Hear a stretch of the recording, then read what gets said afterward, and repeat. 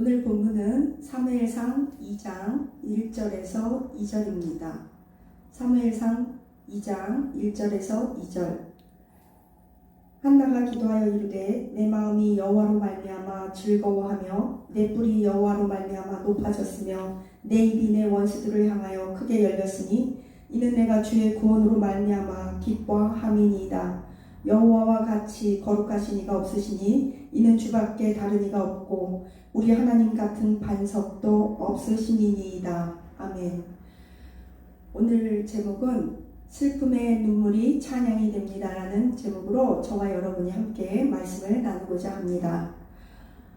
말씀을 듣기 전에 오래전에 제가 어떤 유명한 피아노 반주자 피아니스트로부터 받았던 편지를 저와 여러분이 함께 이것을 통해 은혜를 받고자 합니다. 요즘 제게 일어나는 모든 일들이 그저 놀랍고 신기할 따름입니다. 교수님을 만나기 전까지 저는 그야말로 겉만 번지르르한 흙구덩이 인생을 살고 있었습니다. 오만 상처와 눈물로 범벅된 내 인생의 오점들을 합리화하면서 하나님과 세상을 동시에 섬기는 것을 전혀 부끄럽지 않게 생각하며 살고 있었습니다. 오히려 나 같은 인생, 누구보다 하나님께서는 더 이해해 주실 거야. 하나님께서는 모든 사람에게 동일한 방법으로 일하시지 않잖아. 이 정도는 하나님께서도 이해하고 눈 감아 주실 거야 라고 생각을 하며 내 스스로를 안위했습니다. 저는 겉으로는 멋져 보이는 삶을 살고 있지만 사실 알고 보면 모든 여자들에게 있을 법한 오명들은 다 갖고 있는 사람입니다. 저는 한창 인생이 꽃필 나이일 18살에 성폭행을 당하여 칼에 맞아 죽음을 맞는 위기를 겪어야만 했었습니다. 그때는 저도 모르게 주님이란 소리를 외쳤고 살기 위해서 다행히 목숨만은 건질 수 있었지만 감수성이 예민한 사춘기였던 그 시절 저는 암흑기 그 자체였습니다. 그 나이에 저는 발달되어야 할 추억이나 아름다운 친구 그런 것도 없었고 남편을 잃은 상실감이 컸던 어머니에게서조차 감정적 지원을 얻지 못했습니다. 저에게 있어서는 가족뿐만이 아니라 모든 친구가 다 적이었고 제 주변의 사람들은 저를 외톨이, 왕재수, 애물단지, 인상파로 저를 여겼습니다.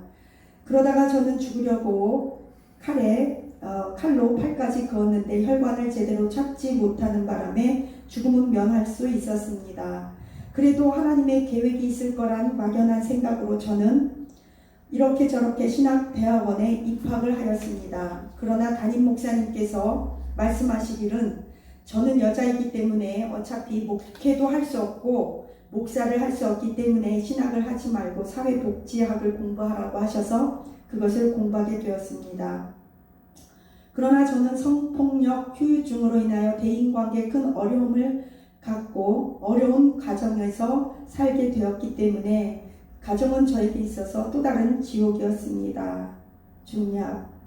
그 당시 저는 외로웠기 때문에 항상 피아노를 통해 찬양할 수 있었습니다. 세상에서 가장 가치 있는 귀중한 암호한무게라는 편지를 어느 날 우연히 한 남자로부터 받았습니다. 그는 줄기차게 저에게 애정공세를 하였고 주변의 기도 동역자들은 그와의 교제를 만류했었습니다. 그는 사랑할 줄 모르는 사람이고 비전도 없는 사람이라고 말했는데 저는 그에게 더욱더 큰 연민을 더욱더 느끼게 하였습니다.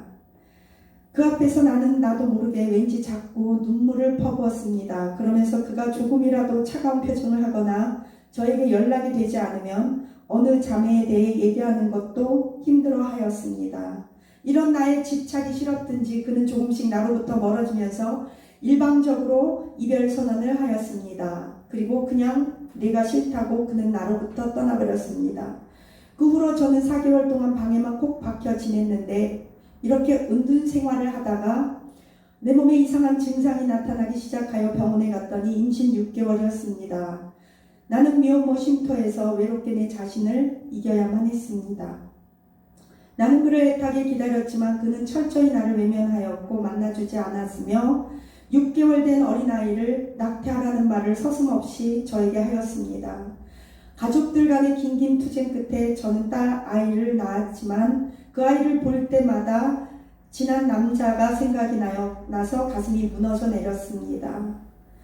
그 이후로 남자의 가족들은 아이를 구실 삼아서 남자를 발목 잡지 말라고 저에게 협박을 하였고, 저는 너무너무 비참하여 그 아이를 그냥 미국으로 입양하였습니다. 중략. 그 이후 나는 반정신 나간 사람이 되어 길거리를 헤매며 이리저리 돌아다닐 수밖에 없었습니다. 세상은 그야말로 험했고 지나가는 노숙자들과 알지 못하는 남자들마저도 저를 유혹했습니다. 중략. 그러다가 저는 어느 날 또 남자를 만나게 되었습니다. 늘 저에게 있어서 외로움을 채우기 위한 대상자는 남자여야만 했습니다.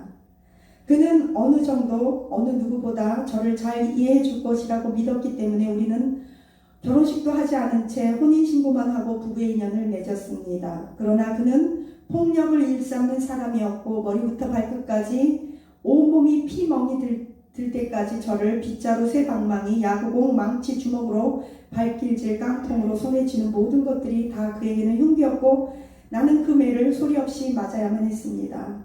저는 그에게 맞을 때마다 내가 예전에 저지른 죄의 대가로 이런 매를 맞는다고 여기며 아무 생각 없이 이 매를 맞는 것이 마땅하다고 생각했습니다. 그의 구타와 욕설을 당하며 온갖 모욕과 수치심을 견뎌야만 했던 저는 병원을 전전긍긍하며 힘없는 여자로 태어난 것이 너무나 원통했습니다. 그는 나의 지배자였고 나는 그의 노예였습니다. 그러던 끝에 의사의 지혜로 그 사람을 격리 조치시킬 수 있도록 도움을 받았습니다. 제가 병원에 입원한 지 3일 만에 경찰을 대동시켜서 결국 저는 합의 이혼을 할 수 있게 되었습니다.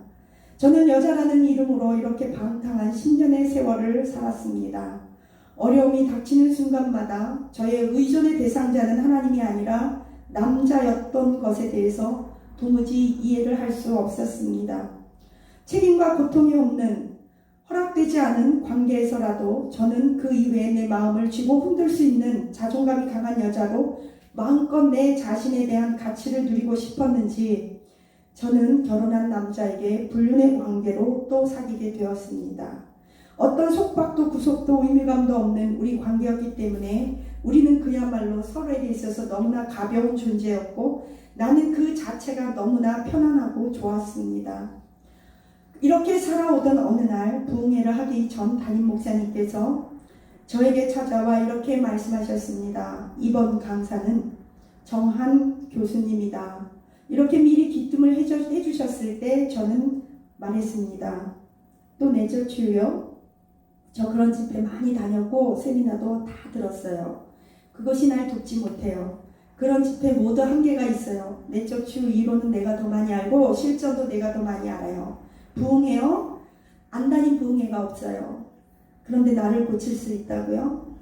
나는 목사님께 이렇게 말을 하며 아무 생각 없이 그저 내가 교회에서 맡은 반주자라도 하기 위해서 부흥회 때 피아노 앞에 앉아서 있었을 뿐이었습니다. 그런데 두 번째 날 정한 교수님이 입을 통한 하나님의 말씀을 들었을 때 저는 감히 고개를 들 수 없게 되었습니다. 그것이 무엇인지 저도 말할 수 없지만 뭔지 모를 힘에 이끌려 온몸이 뜨거워지더니 뜨거운 그 마음은 가슴 속에 계속 방망이질하였고 한 번도 울어보지 않던 나에게 눈물과 콧물이 범벅이 되어 저는 몸을 지탱할 수 없을 만큼 내 가슴과 영혼이 무너지고야 말았습니다. 나는 내 가치를 모른 채 죄의 노예로 죄의 뿌리를 자르지 못한 채 발버둥치고 살고 있었습니다. 저는 굶주린 사랑의 노예가 되어 이혼, 미혼모, 불륜, 낙태, 아이를 입양하는 등 온갖 관계를 맺으며 인생을 비참하게 살고 있었다는 것을 알게 되었습니다. 그런데 이번 집회를 통해 주님은 나를 만나주셨고 저에게 천국을 보여주셨습니다. 교수님께서 저를 위해 기도해 주실 때 저를 안고 한없이 함께 울면서 아무것도 저에 대해서 알지 못하는 교수님이 한없이 울고 계셨습니다. 저를 안고 울고 계신 분은 교수님이 아니라 하나님이시라는 것을 저는 금방 알 수 있었습니다.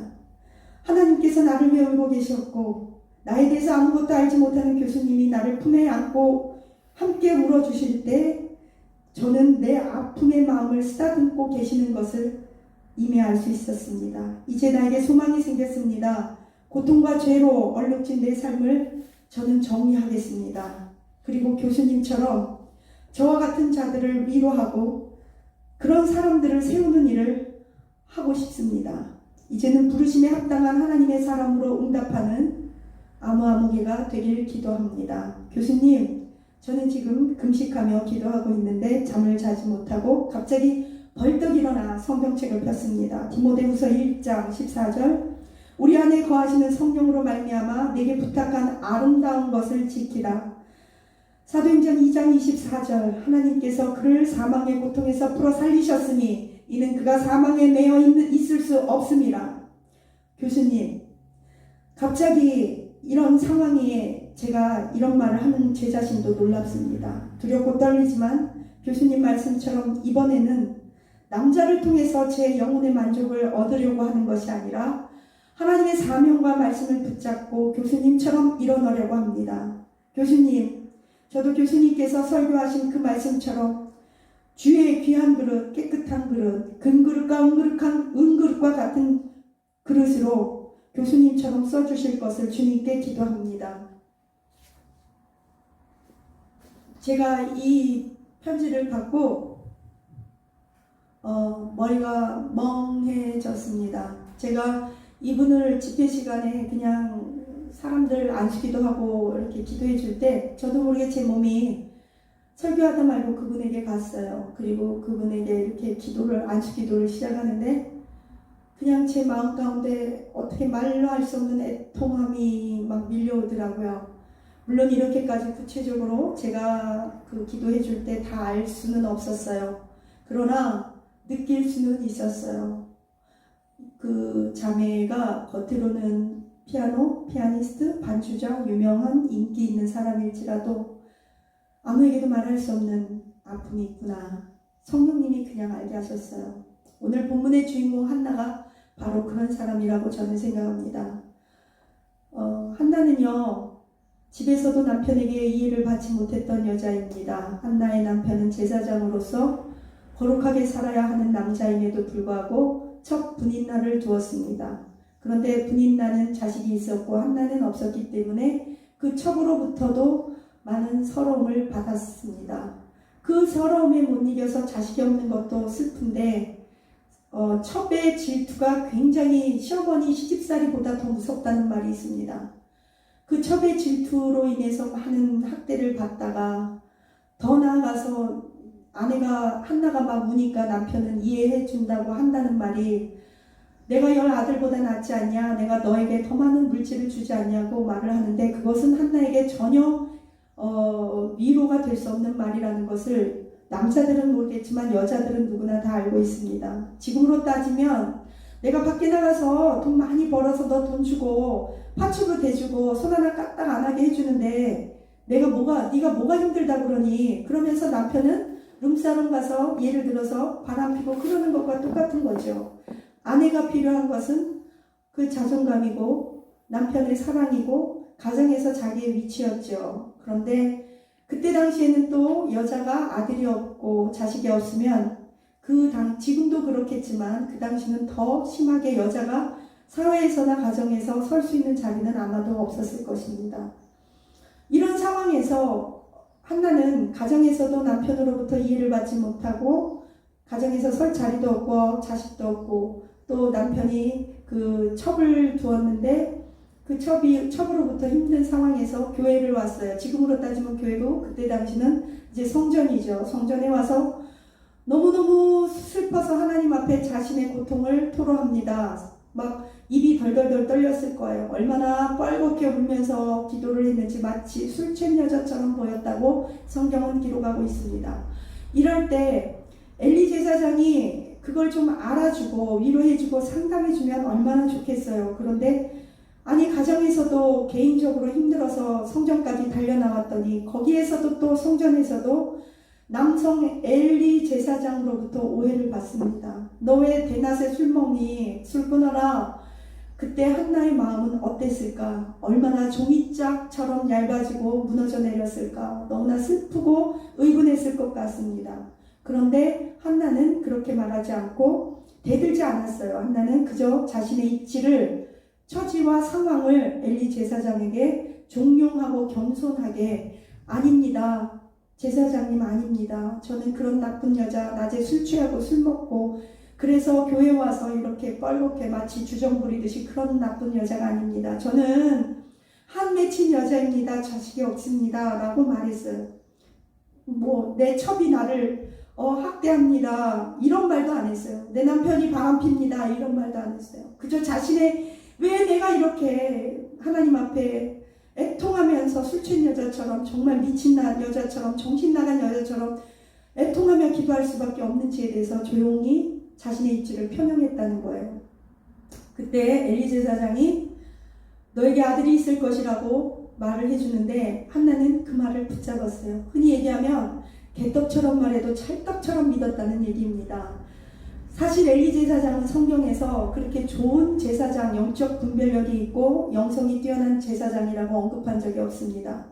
엘리 제사장이 왜 그런 말을 갑자기 했는지 성경은 언급하지 않기 때문에 우리는 알 수 없지만 제 생각이에요. 아마도 이 한나의 이야기를 듣고 보니까 내가 실수했구나 그렇게 생각하고 그냥 얼버무리듯이 얘기를 했는지, 아니면 정말 그때 당시에 성령님께서 감동 주셔서 예언이 임한 건지는 모르겠지만 어찌되었든 엘리는 그렇게 한나에게 말을 했습니다. 아이가 있을 거다. 아들이 있을 거다. 한나는 그 말씀을 붙잡고 사무엘상 1장에서 이렇게 말합니다. 그 이후로 한나는 근심하는 빛이 없었더라. 현실과 믿음, 현실과 하나님의 예언에는 큰 괴리감이 있습니다. 그런데 그것을 한나는 믿음으로 메꿨습니다. 현실과 하나님의 말씀, 현실과 예언, 현실과 이상은 큰 괴리감이 있어요. 우리의 신앙의 가치관과 우리의 현실은 정말 괴리감이 있습니다. 마치 지구와 태양의 끝처럼, 우주 끝처럼 괴리감이 있을 때 그 괴리감을 무엇으로 메꿀 수 있냐? 그것은 믿음입니다. 그것은 우리의 인내요, 기도요, 하나님의 말씀이요, 우리가 하나님 앞에 인내하고 눈물로 기도하면서 견디는 거예요. 그 괴리감을 우리는 그것으로 메꿔가야 합니다. 그래서 믿음이 필요한 거죠. 어찌됐든 한나는 이렇게 울면서 기도한 결과 하나님께서 사무엘뿐만 아니라 5명의 자녀를 더 허락해 주셨고, 한나는 하나님과의 약속을 지켜서 사무엘을 하나님께 바쳤다는 것입니다. 원래 이 사무엘 상하는 다윗기라고 기록해야 합니다. 다윗 상하. 그런데도 불구하고 사무엘 상하로 기록되어 있는 것을 보면 사사 시대를 정리하고 새로운 왕정 시대 이스라엘 역사를 열어감에 있어서 한나를 통해서 사무엘을 허락하시고 사무엘을 통해서 새로운 역사를 하나님은 이끌어 가시고 열어 가신다는 것을 우리는 볼 수 있습니다. 한나가 하나님 앞에 달려와서 성전에서 기도했을 때는 자신의 아들이 자기의 기도를 통해서 이렇게 큰 이스라엘의 역사의 주인공이 될 것이라고 아마도 한나는 상상조차 하지 못했을 것입니다. 이런 것입니다. 하나님은 이런 분입니다. 우리는 우리의 필요와 우리의 고통 때문에 하나님 앞에 달려나오면, 우리의 고통을 앓으면 하나님은 그 고통의 문제만 해결해 주시는 것이 아니라 우리의 그 눈물을 하나님의 역사의 밭에 씨앗으로 심으십니다. 그래서 우리가 알지 못하는 놀라운 엄청난 일을 우리의 눈물의 기도를 통해서 이루어 가시는 분이 하나님이심을 찬양합니다. 이런 하나님, 한나의 하나님을 저와 여러분이 붙드시기를 축복합니다. 저는 오늘 한나가 어떻게 이렇게 자신의 고통, 그 모든 것들을 극복할 수 있었나 보니까 한나는 하나님이 누구신지를 정확히 알고 있었습니다. 한나는 사무엘상 2장에 보니까 사무엘상 2장은 전체가 다 한나의 기도입니다. 성경에 보면 성경에 보면 마리아의 찬양, 한나의 찬양, 이렇게 여자들이 찬양한 것이 있는데 매우 중요한 것인데, 한나의 찬양에 보면 한나는 이렇게 기도합니다. 여호와는 가난하게도 하시고 부하게도 하시며, 여호와는 왕들을 세우고 패하시기도 하시며, 사람들을 소울이 뭐예요? 지옥. 아주 그냥 지옥과 같은 암흑에도 사람을 소울에 내려가게도 하시며 거기에서 올리기도 하시며, 우리의 두 뿔은 뭐예요? 권세. 수치가 영광이 되게 하시며 우리의 눈물이 찬양이 되게도 하시는 분이시라는 것을 한나는 정확히 알고 있었습니다. 한나는 여호와를 대적하는 자는 산산이 부서질 것이고 깨어질 것이며 빈궁한 자를 거름덩이에서 건져 올리사 귀족들과 함께 앉게 하시며 영광된 자리에 앉게 하실 수 있는 분이라는 것을 알고 있었습니다. 한나는 자신이 믿는 하나님, 자신이 붙잡고 있는 하나님, 자신의 눈물을 닦아주시는 하나님, 자신의 기도를 듣고 계시는 하나님, 나의 고통 가운데 함께 계시는 하나님, 다 보고 계시는 하나님, 우리의 모든 호흡과 우리의 신음소리까지 다 듣고 계시는 하나님이 누구신지를 정확히 알고 있었습니다. 그런 하나님 앞에 뛰어나왔을 때 누가 뭐라 그러든 어떤 사람들이 남편이 내 마음을 못 알아주든 성전에 와서 교회에 와서 사람들이 지도자가 주권자가 주변 사람들이 내 마음을 오해를 하든 어떻게 하든 자기의 감정이 짓밟히든 말든 그는 문제를 일으키고 대들고 대적하는 것이 아니라 겸손한 자세로 자신의 입장을 표명했고 굳이 오해를 받을 필요가 없으니까 그리고 그 은밀한 것들을 눈물로 하나님 앞에 아릴 때 한나의 눈물이 찬양이 된 줄로 믿습니다. 저는 여러분께 기도합니다. 부탁합니다. 한나의 그 눈물의 기도를 그 눈물의 기도를 들으신 하나님을 저와 여러분이 붙잡기를 축복합니다. 우리의 눈물이 찬양이 될 것입니다. 여러분의 눈물을 찬양으로 바꾸시는 하나님, 우리의 눈물을 하나님의 역사의 밭에 씨앗으로 심으셔서 하나님의 역사의 큰 주역이 되게 하시고 우리는 작은 것을 구했고 우리의 문제를 구했지만 하나님께서는 놀라운 은혜와 역사와 축복을 주신다는 것을 믿고 기도하는 저와 여러분이 되시기를 축복합니다. 기도합니다. 하나님 감사합니다. 우리의 눈물이 찬양이 됩니다. 한나의 눈물이 찬양이 되었던 것처럼 우리 인생의 지난날의 눈물이 바다와 같습니다. 그것이 하나님의 역사의 씨앗으로 심겨지게 하시옵소서. 그래서 우리의 자녀들을 통해서 찬양이 되게 하옵소서. 왕들을 세우고 패하고 우리의 수치가 영광이 되게 하시며 우리의 고난이 능력이 되게 하시는 하나님을 찬양합니다. 한나의 하나님 우리 하나님, 사무엘의 하나님 우리 하나님이 되어 주옵소서. 우리의 눈물이 찬양이 되기를 원합니다. 예수님 이름으로 기도합니다. 아멘.